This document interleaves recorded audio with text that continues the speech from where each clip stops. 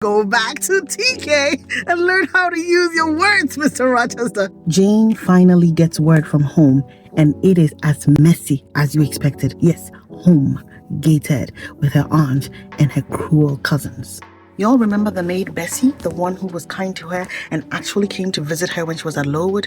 Bessie got married, y'all, and her husband came to Thornfield Hall to ask Jane something. Jane saw him and was like, oh my God, what's happening? You're in black. There's something wrong. Well, her ugly, filthy, soul, wretched thing of a human, John, unalived himself, unfortunately. And her aunt got a stroke due to that news. His aunt then asked for Jane Eyre, wants Jane Eyre to come see her on her deathbed. Would you have gone? Let me think about that. Because Jane is a better human being than we all are, she said, sure, why not? I'll go.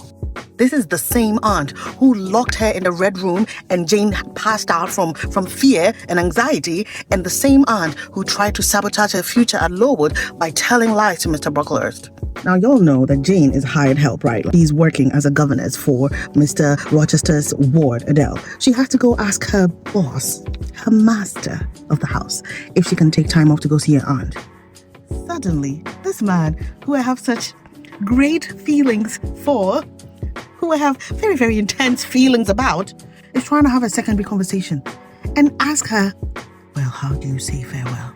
Man, like, her aunt is dying. She's trying to do the right thing. And that's when you're trying to be in your feelings, but also not in your feelings. Use your words. Use your words. Jane arrives at Gateshead, and her aunt is still cold and bitter and hate-filled. This woman still hates Jane and confesses that she's hated Jane from birth, because Jane's mom was her husband's favorite. And bombshell!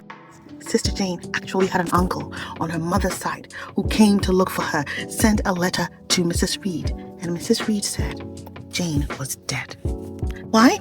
Because she could not bear to see Jane be prosperous and be saved by this uncle. She lied because Jane was terrible and Jane had looked at her a certain way when Jane was 10 and spoken to her with all this anger. Yo, people are wicked. People are so wicked. Can't even. And I know, it's a fictional story and it's just a story and it's a character, but wow. Even on her deathbed. Cousins are not any better, y'all. Her cousin Georgiana is just stuck in being the pretty one and has no plans for the future, while her cousin Eliza is just so puritanical in her approach and thinking and just so bitter. This was one of the most depressing chapters of Jane Eyre. Jane forgives her aunt with grace, with dignity, like a legend. She is the real one. She is a real one. Come, let's see what other shenanigans